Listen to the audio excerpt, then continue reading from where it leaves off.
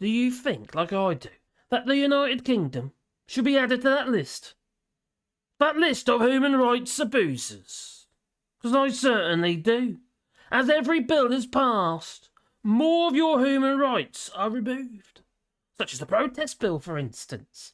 And then we have Brexit, which took away your freedom of movement.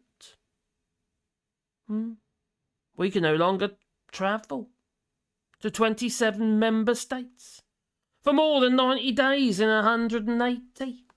No. Where is those in the European Union of those 27 countries? Oh, those within the Schengen countries. I've only lost freedom of movement with one country. And we've lost it with the whole of Schengen. Well, the United Kingdom is going through growing pains, is what they will say. Now, they're just taking away your rights. This Tory party.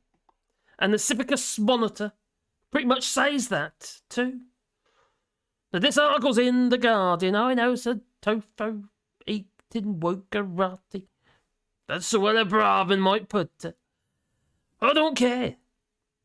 Facts are facts. Truth is truth. So, hostile, authoritarian, and awful. UK. It's been downgraded in the Civic Freedoms Index. Oh, what is that? Oh, I wonder. Well, the Civicus Monitor cites hostility towards campaigners and charities, and don't forget, I've got a name there, Venables from LBC. She got arrested for reporting on a protest. Well, it's clamped down on public protests as well. The whole thing is just your right to protest is democracy. Plain and simple. Don't care what anyone else says. This is what it is. Your vote is a protest. It can be. For or against. Anyway, the UK has been downgraded in an annual global index of civic freedoms as a result of the government's increasing authoritarian, drive to impose restrictive and punitive laws on public protests. Now, most protests are peaceful. Okay, I must admit, it's probably a bit of an annoyance when people glue themselves to a road or even to the microphone in the LBC studios. Well, the Civicus Monitor, which tracks the democratic and civic health of 197 countries across the world, said that the United Kingdom was creating a hostile environment. You don't say! Stop the boats, anyone? Well, towards campaigners, charities, and other civil society bodies.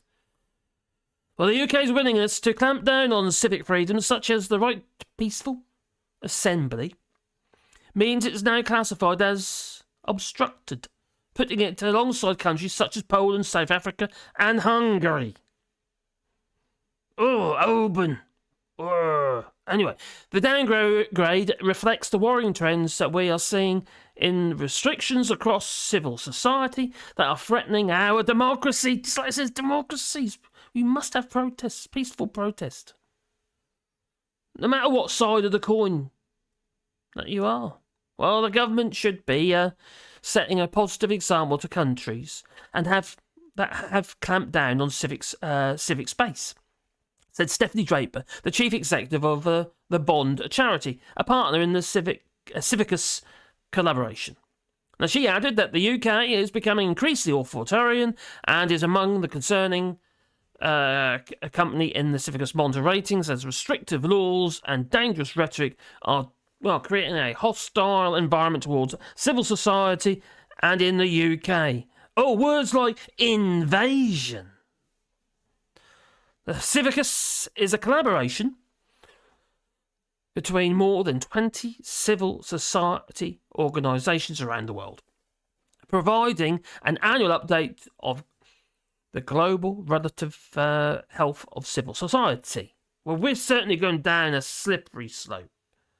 You got the rise of the right, not just the right. We're talking about neo-Nazis going out there and literally being allowed to protest. Yet people can't glue themselves to a road. Or that microphone. So countries are classified as open, narrowed, or obstructed, repressed, or closed. Now the UK has been downgraded from narrowed to obstructed. And it's getting worse. Hopefully, Labour does get in and manages to reverse some of this, which they said they would do regarding the protest bill. They said they'd reverse that because it's your civic right. But plus, also, they want to get rid of the right to strike as well. Well, the latest annual report cites a number of restrictive laws introduced or proposed. These include Police, Crime, Sentencing and Courts Act, which gives the police unprecedented power to restrict protests and marches. The Public Order Bill. Protest Bill's nicknamed, hasn't it? Anyway, now going through Parliament, which is aimed at curbing so-called guerrilla-style protests. Well, obviously, that's aimed at stop oil and any environmental protests. Madness. It's just absolute madness. I don't care if I get stopped or if I get, regarding somebody's, glue themselves to a road. I'm all up for it. Maybe not the road glue, maybe it's a little bit dangerous because you've got some idiots out there pulling people off. Yeah, ripping the skin off. Anyway, but what is also concerned, what it's also concerned by is what it sees as the United Kingdom's government attempt to undermine human rights. That's Rwanda. Exactly what that's doing. It's not going to get passed within the European Commission of Human Rights and European Courts of Human Rights, which is not the EU, just in case you're wondering. Brexiters out there, numpties. Yes, I know, Brexiters. Not every Brexiter is a racist, but every racist voted for Brexit. Do you really want to be in that camp? What's it say about you if you are? Well, to undermine human rights and its hostility towards charities and campaigns who actively oppose or speak out against its policies on climate change, anti-racism, and refugee and asylum seeker rights. I honestly I believed that we were going in the right direction. And then we got Brexit. Pushed by a load of hardliners who, quite frankly, are nasty pieces of work. And all they want to do is hate on everybody. Live and let live. Let's treat people for, well, who they are, not what they are. Well, the UK government's increasingly hardline approach is reflected in a separate annual survey of charities by the Sheila McKinney Foundation, which reveals a widespread alarm at the extent of ministers' perceived hostility to civil society and enthusiasm for cracking down on long-held freedoms. Freedoms, yes, your freedoms. That's what these Tories want to do. They want to control you. They want you to be subservient. They want you to be their serfs. Do as you're told. And that, obviously, is they want to crack down on your right to protest.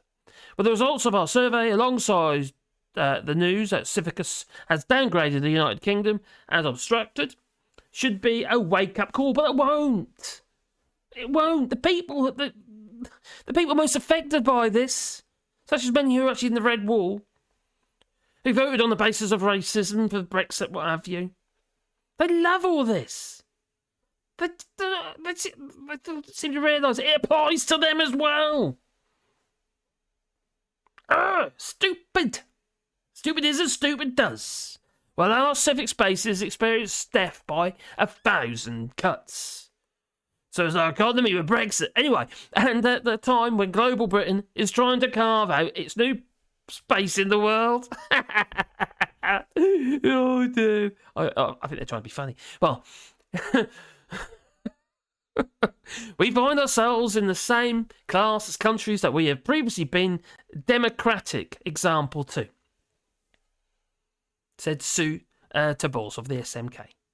Well, SMK's annual campaigner survey found that 94% of campaigners said that they were threats to their freedom to organise, contribute to public debate, influence political decisions, or protest.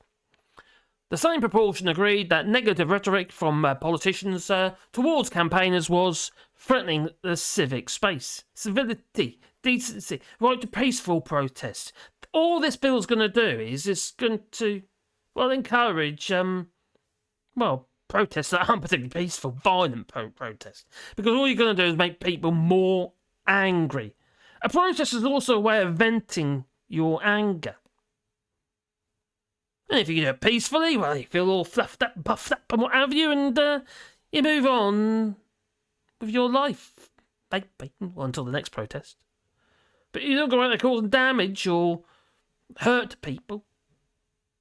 This is dangerous. I'll tell you what, we might have to bring back old Boris Johnson's water cannons. I bet they sold them for 10 grand, did they? Did it cost like 300 or 400 million or 1,000? These are water cannons. 2 or 3 water cannons in London. And Theresa May.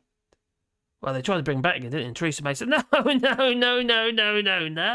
We can't have water cannons. No. Probably because the European Commission of Human Rights pretty much opposes it. Well, one respondent said that the government's crackdown on campaigning is deeply alarming and part of a wider drive to silence civil society and restore charities to this backwards idea of just being a service provider for the withdrawing state, without any actual campaigning response being allowed. So they want to run roughshod over us, basically. Now, increasing hostility towards charities and campaigns by politicians and parts of the media, such as I think it was Venerables from LBC, had a chilling effect on some of their activities. They said. Do you want to sign up? No, okay. Well, some respondents said that they had sometimes censored themselves for fear of backlash. Now, we can't always openly declare the truth of a situation due to funding constraints and the fear of damaging public and political relationships, one said. Despite this, the majority, 62% of charities, said that high-profile media attacks on organisations like the National Trust and RSPCB made them more likely to speak out. Just 11% said that they were cowed by the threat of being picked on by the media or politicians. Well, some of these protesters have actually got 10 years inside. Some people get out this for flipping, paedophilia and all that. Now, there was also a perception among some charities that the public were increasingly open to their campaigning message, as one respondent put it. Well, we're in a bit of a situation. The global, climate crisis, they want to bring up the net zero target forward by a whole year. Oh, I missed off 9 years. 9 plus 1 is 10. 10 years they want to bring it forward. Because if we don't do something very quick, it's escalating extremely fast, it's going to be a point of no return. All our faces will get burnt off.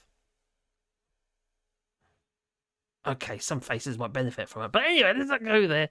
Yeah, Cyril Braverman. Well, the public seems slightly more ready to listen and engage in campaigns due to the general sense of things being unjust. Well, the government said, and we won't read that because bollocks, that it probably is. So there's no point. It's the same old rhetoric. Copy and paste.